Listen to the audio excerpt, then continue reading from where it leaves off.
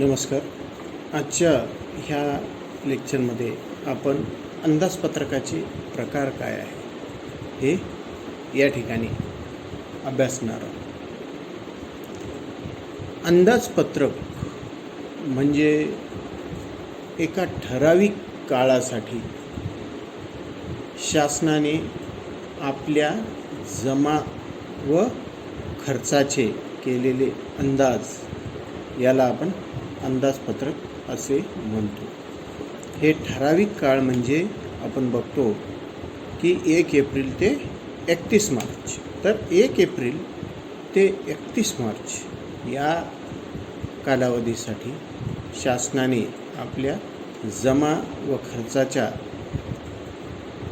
केलेल्या अंदाजांना आपण अंदाजपत्रक असं म्हणतो. अंदाजपत्रक म्हणजे एखाद्या ठराविक कालावधीत अपेक्षित उत्पन्न आणि खर्च यांचा तपशीलवार आराखडा तयार करणे होय. या अंदाजपत्रकाचे प्रामुख्याने जे प्रकार पडतात, ह्या प्रमुख प्रकारामध्ये पहिला प्रकार जो आहे तो म्हणजे समतोल अंदाजपत्रक. तर जेव्हा किंवा ज्या वित्तीय वर्षामध्ये शासनाचे उत्पन्न आणि खर्च हे समसमान असते, म्हणजे जितके पैसे मिळणार तेवढाच खर्च हा असेल, त्यावेळेस त्या अंदाजपत्रकाला आपण समतोल अंदाजपत्रक असे म्हणतो. या अंदाजपत्रकामध्ये जमा आणि खर्च याचे 2 तालिका असतात. या जमामध्ये जर शासनाचा खर्च हा उदाहरणार्थ 1 लाख असेल, जमा 1 लाख आणि खर्चाच्या एकूण बाबी ह्या 1 लाखाच्या असतील, अशावेळी जेवढी जमा होईल तेवढाच खर्च होणार. त्यावेळी ह्या अंदाजपत्रकाला समतोल अंदाजपत्रक असे म्हणतात. समतोल अंदाजपत्रक हा फार आदर्श प्रकार मानण्यात येतो, परंतु भारतासारख्या विकसनशील देशाला हे शक्य होत नाही. अनेक वेळा काही विकसित देशामध्ये हा समतोल अंदाजपत्रक आपल्याला अनेक वेळा बघायला मिळतो.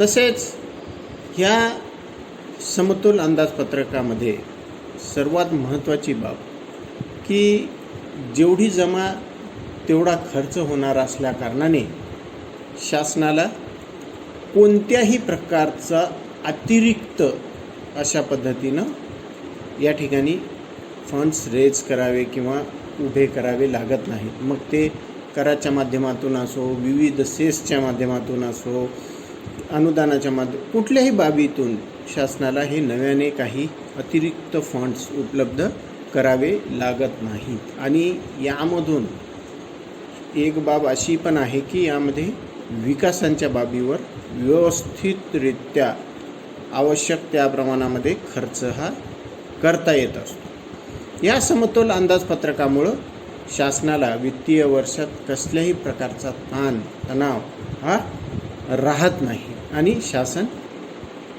व्यवस्थितरित्या ह्या आर्थिक वर्षामध्ये आपले कार्य पार पाडू शकते.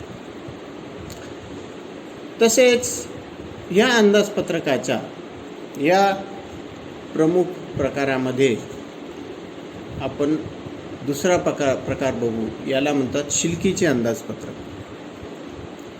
हे शिल्लकीचे अंदाजपत्रक म्हणजे काय? तर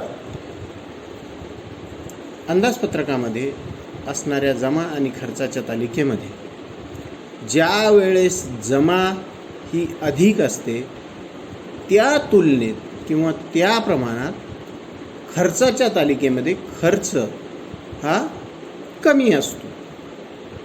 त्या अंदाजपत्रकाला आपण शिल्लकीचे अंदाजपत्रक असे म्हणतो, ज्याला की इंग्लिशमध्ये आपण सरप्लस बजेट असेही म्हणतो. जसे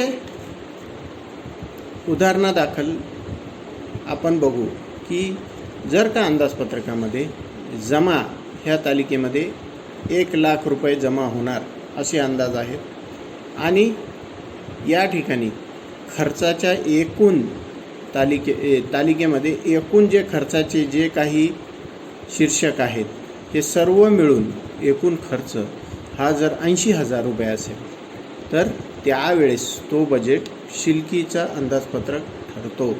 यामध्ये आपण बघतो की जमापेक्षा खर्च कमी आहे आणि 20,000 हा अतिरिक्त फंड त्या ठिकाणी जमा होणार आहे, जो कोणत्याही बाबीवर खर्च होणार नाही किंवा सर्व खर्च जाऊन ती जी आहे 20,000 ही रक्कम त्या ठिकाणी शिल्लक राहणार.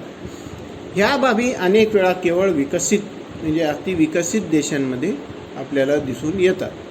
भारतासारख्या विकसनशील देशात ह्या बाबी आपल्याला बघायला मिळत नाहीत. शिल्कीचे अंदाजपत्रक, या शिल्कीच्या अंदाजपत्रकामध्ये जमा अधिक असते, खर्च कमी असते. म्हणजेच एकूण सर्व प्रकारचे खर्च करून सुद्धा जमा झालेला महसूल हा उरतो किंवा अधिक सरप्लस ठरतो.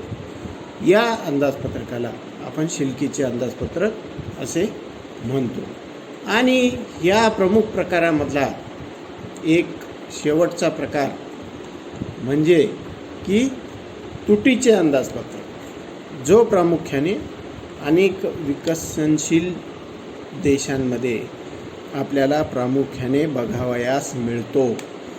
या अंदाजपत्रकामध्ये काय असते तुटीच्या अंदाजपत्रकामध्ये, तर अंदाजपत्रकाच्या ह्या दोन्ही तालिकेमध्ये म्हणजे जमा आणि खर्च ह्या दोन्ही तालिकेमध्ये ज्यावेळेस जमा ही कमी असते आणि खर्च हा अधिक असतो, त्या अंदाजपत्रकाला आपण तुटीचे अंदाजपत्रक असे म्हणतो, ज्याला की इंग्लिशमध्ये आपण डेफिसिट बजेट असेही म्हणतो.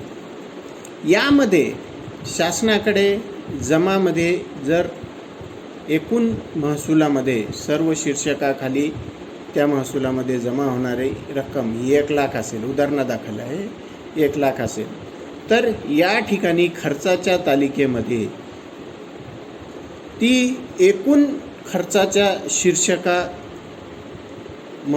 ती रक्कम 1,20,000 होत असेल. म्हणजे जमा 1,00,000 आणि खर्च 1,20,000.